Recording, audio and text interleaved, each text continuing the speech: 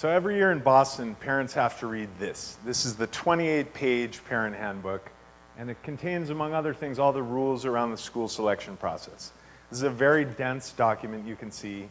The rules are also very complicated, and many parents come away from this experience feeling really frustrated and confused by this process. So last year as a fellow, I set out with my team to clarify and simplify this process, ultimately by taking all this complexity of these rules and embedding them in the source code of our software so that parents can focus on what's important to them, which are the schools that their kids are actually eligible to apply to, and not the rules of the school department. We called the application Discoverbps. BPS stands for Boston Public Schools. And Discoverbps lets parents enter a home address and grade level for their child and see a customized set of results on a map. It also includes a lot of relevant information, so transit information, academic test scores, and admissions data. And all of this is in hope that we will help parents to make more informed choices for their kids. So one of the really interesting aspects of this project was the concept of a walk zone. This is a policy in Boston that attempts to define a variably sized area that identifies which schools kids can reasonably get to on foot. And the school department sets aside 50% of the seats in each school to kids with walk zone status. So that's a significant incentive for parents to send their kids to nearby schools.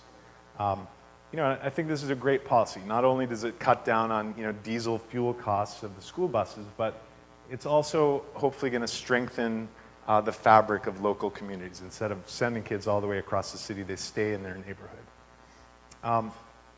So we modeled the rule like this. So this is a 1.5-mile radius circle, and all of the green flags that fall inside of that circle would qualify as walk zone schools. And this was pretty easy to build. In Google Maps, this was kind of a quick first iteration of our work. But stepping back, we realized, okay, this may be 1.5 miles projected onto the built environment, but is that really walkable? Like, can you walk from downtown Boston to Charlestown in 1.5 miles? And the answer is no. Like, that's more like a 1.9 mile walk, because obviously you can't walk there in a straight line. You have to follow roads and deal with things like rivers, right? So we went back to the drawing board, because obviously if we're trying to simplify and clarify this complicated process, the last thing we want to do is introduce more ambiguity. So we went back to the drawing board and ended up building something called a Walkshed Map. So we used an open source library called PG Routing to build these kind of weird shaped maps that represent actual walk distances. So you can think of it like PG Routing basically sends out virtual walkers in all directions on walkable routes, and they all kind of stop when they get to 1.5 miles or when they hit some kind of barrier where they can't keep going. So after we launched this project, I was reflecting on our year and reflecting what I'd accomplished, and it really struck me that we went from this really dense, complicated set of rules to something that hopefully is really intuitive for parents. And it took some work to get there, but hopefully it's also a really accurate, transparent representation of this policy. But I realized we'd done something else, and something I think is really significant and interesting, which is that we turned this static policy, this kind of universal law, you could almost call it, into something dynamic and variable. So for every student in the city, this shape, the size and shape of these Walkshed maps will change according to the age of the student and their address.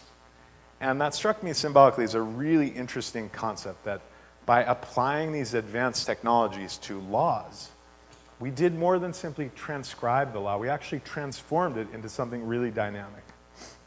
And I started thinking about this, and I stumbled across this really interesting white paper published by the British Highways Agency. And it's attempting to describe to drivers how the M25 highway in England works. you know, you might ask yourself, like, what does that mean? Like, why do we have to describe how a highway works? It's just a road. But the M25 highway is covered with sensors and radar detectors and infrared, you know, video cameras that stream massive quantities of real-time data off the highway to a control center that's capable of, among other things, changing the speed limits in real time in response to changing conditions on the highway. What it looks like on a chart is this. This is kind of a complicated graph, but basically the x-axis is the time of day, and the y-axis are the exits on the highway. And this is saying that at 7:30 a.m. there was an accident at the J10 exit, and the shock wave from that accident rippled upstream over the course of an hour and a half all the way to exit 16. And we experience this, right? Like in California, driving on the 101, like sometimes you just hit these walls of traffic that are stopped for no apparent reason. There's no accident in sight. And often that's the result of something that happened, you know, hours ago downstream on the highway that finally rippled upstream to where you are. So armed with this data, the British Highways Agency can preemptively adjust speed limit signs to moderate the flow of traffic into these congested areas. So they're trying to optimize the throughput on the highway to kind of optimize, you know, travel and safety. And this struck me as a really terrific example of what Tim O'Reilly refers to as algorithmic regulation. This is one of Tim's, you know, great phrases that just kind of sticks with you. And I found myself really thinking about this in our work at Code for America and what we've done. And it occurred to me that more than just creating pretty user interfaces, we were doing something really significant by applying technology to these, you know, these civic problems. But I found myself asking myself, you know, to what end, right? Like, to what end are we applying these technologies? And I noticed this tagline on the white paper: safe roads, reliable journeys, and informed travelers, in case you can't read it. And that seems like a terrific goal for highways, right? Like, we want to travel safely, and we want, you know, reliable, predictable travel times, and we want information about what's going on. But I think if you think about that, I mean, wouldn't the most safe, reliable mode of transportation be a conveyor belt? Like, if we just removed human freedom altogether, like, that's an image of like what a safe highway might look like. And I think there's a real risk when we look at a city like Robert Moses looked at a city from this kind of God's eye perspective. It's easy to see a city as a kind of machine that you can optimize with technologies. And doing that, you can really lose sight of, you know, what's important in cities, which are the people on those roads, the people living in this environment. And this, of course, was kind of the basis of the classic debate between Robert Moses and Jane Jacobs. And, you know, I was thinking about all of this, and this turned into this kind of, you know, research project of mine. And I ended up with Rousseau and thinking about, you know, the social contract. I mean, he wrote this book in 1764. And, you know, he was trying to answer the question, where does authority in law come from? And contrary to popular opinion at the time, he said, it doesn't come from divinity through a monarch and down to the people. It actually comes from us, the people. Like, these are our laws, and they're meant to serve us as citizens in these societies. And I think we kind of know this intuitively.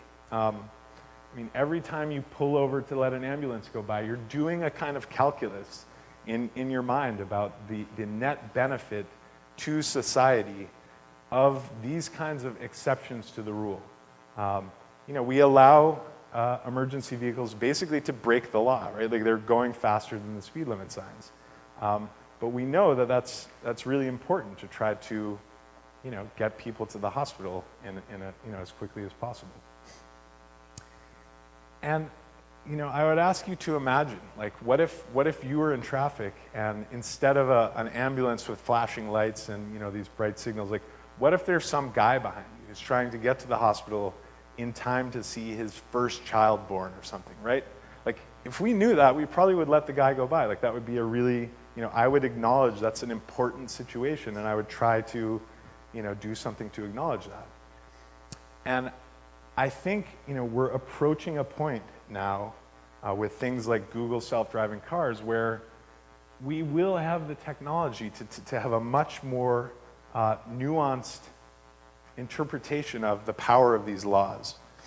And so, I would leave you with the question, as we consider these technologies and we think about things like algorithmic regulation, will we optimize society to be a conveyor belt, which is one option, or will we optimize it to enhance the way that we live and work together in society?